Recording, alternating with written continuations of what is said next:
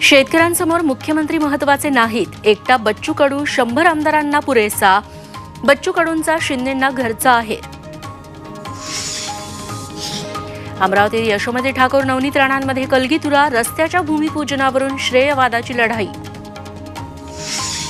उद्धव ठाकरे 1 आणि 2 फेब्रुवारीला रायगड जिल्ह्याच्या दौऱ्यावर, 2 दिवसात 6 जनसंवाद यात्रेच्या सभा। महाराष्ट्रात मराठी सोडून हिंदी कानावर पडते तेव्हा त्रास होतो, राज ठाकरेंकडून विश्व मराठी साहित्य संमेलनात खंत व्यक्त।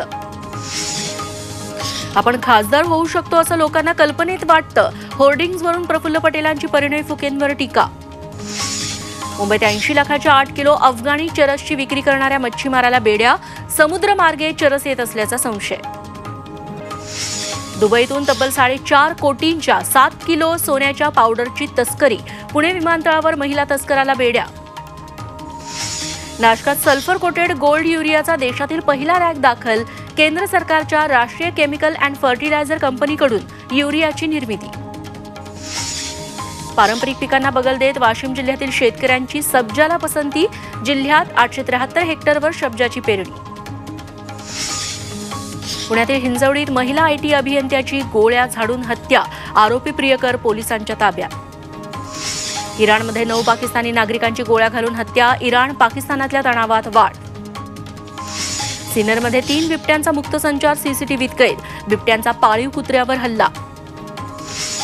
कोरड्या पडलेल्या गुलमर्गमध्ये अनेक दिवसांनंतर हलकी बर्फवृष्टी, पर्यटकांमध्ये आनंद। तामिळनाडूच्या उटीमध्ये थंडीचा कडाका कायम, घरं, वाहनं, रस्ते, झाडांच्या पानांवर दवबिंदूही गोठले।